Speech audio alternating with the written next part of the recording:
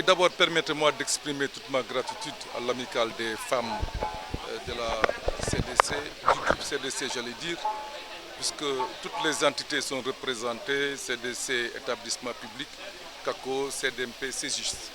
Donc je voudrais vraiment profiter de votre antenne pour féliciter et remercier la présidente de l'amicale. Mais vous comprenez que cette journée a un sens particulier pour nous tous. Je disais tout à l'heure que ce n'est pas seulement la journée des femmes, c'est la journée aussi des hommes, puisque nous sommes des pères, nous sommes des oncles et nous vivons, comme tout le monde, ces drames dans nos familles. Donc je suis très heureux d'être là pour accompagner nos femmes, pour leur montrer notre solidarité et pour dire à ces femmes et aussi à la LISCA qui était présente à la personne de la présidente Mme Fatima Guindou, que la CDC, en tant qu'établissement public, en tant qu'accompagnateur des politiques publiques de ce pays, sera aussi aux côtés de ces femmes et de la LISCA pour la lutte contre le cancer. Un chèque a été donné, mais également, vous avez également prononcé des accompagnements à l'endroit de ces femmes-là, ou bien des gens qui sont atteints de cancer également. Oui, je réitère en tout cas ce soutien à la LISCA et à l'amicale des femmes de la CDC. Donc nous avons effectivement vu l'amicale des femmes contribuer pour la lutte contre ce cancer et pour le dépistage précoce. Mais nous avons aussi personnellement, avec les autres DG, décidé de contribuer aussi et de donner cette contribution pour que la lutte soit intensifiée. Nous savons que le cancer, malheureusement, quand il n'est pas dépisté très tôt, il s'ensuit une mort et ça c'est terrible pour les familles. Moi-même, je donnais l'exemple de ma famille où j'ai vu ce drame. Donc je suis bien placé pour en tout cas participer à cette lutte. Et je pense qu'au sortir de cette journée, avec les enseignements de Madame la Présidente de la LISCA et aux contributions des unes et des autres, les gens ont une meilleure lecture sur ce cancer. Il y aura une valeur ajoutée en termes de communication. Et je considère que nous allons combattre le monstre et nous allons gagner, Inch'Allah. Nous sommes tous réunis ici aujourd'hui pour célébrer ce mois d'octobre, communément appelé Octobre Rose, qui a pour but de sensibiliser les femmes au dépistage du cancer du sein, mais aussi de récolter des fonds pour la recherche pour venir à bout de ce fléau qui gangrène notre société. L'Amicale des femmes de la Caisse des dépôts et consignations du Sénégal et filiale, en tant qu'organisation féminine, ne peut et ne doit pas être en marge de cette campagne de communication.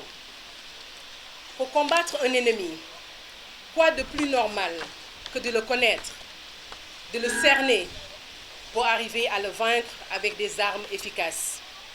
Ainsi, sensibiliser, c'est apprendre les bonnes pratiques pour le contrecarrer par l'autopalpation, le diagnostic précoce, mais surtout en parler autour de nous afin de lever ce statut tabou qui entoure cette maladie. En avoir honte, c'est lui laisser libre champ, de vous ruiner d'abord avant de vous terrasser. Raison pour laquelle la FCDCS a choisi la sensibilisation pour cette année, pour une première édition. Parlons-en d'abord, en ayant en perspective de dépister dans les années à venir. Notre présidente, la présidente de la LISCA ici présente, nous fera le soin de nous en dire un peu plus sur cette vilaine maladie. Et là, je me réjouis ce matin d'être là, à côté de l'amicale des femmes de la Caisse des dépôts et de consignation, que je remercie vraiment de participer à la sensibilisation aux côtés de la LISCA. Aujourd'hui, c'est une matinée de sensibilisation et l'amicale a fait un don et le directeur général, M. Ba, a fait un don personnel. Je remercie tout ça, c'est à l'endroit des malades du cancer, parce que Octobre Rose, c'est dépister, sensibiliser, mais quand on dépiste des cas, il faut les accompagner dans le diagnostic et dans le traitement.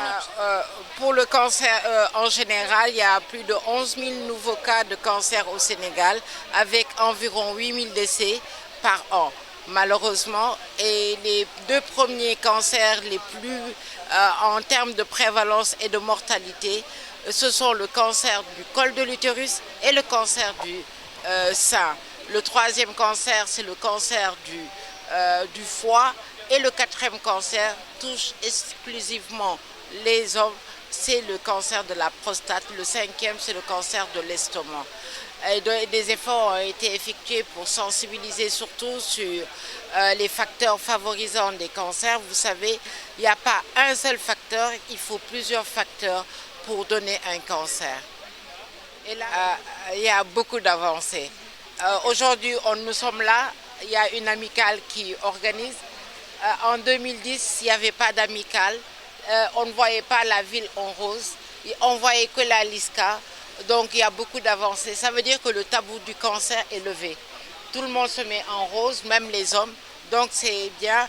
Et il y a eu dans le traitement, dans la prise en charge des malades, il y a eu beaucoup d'avancées. Il y a eu la gratuité de la chimiothérapie des cancers gynécologiques, qui était la partie la plus coûteuse. Il y a eu plusieurs appareils de radiothérapie linéaire au Sénégal et ça, ce sont des avancées parce qu'il y a même des malades de la sous-région qui viennent au Sénégal se soigner, qui viennent au Sénégal faire le diagnostic et retourner chez eux pour se soigner. Donc c'est beaucoup d'avancées et on a confiance à la médecine de notre pays.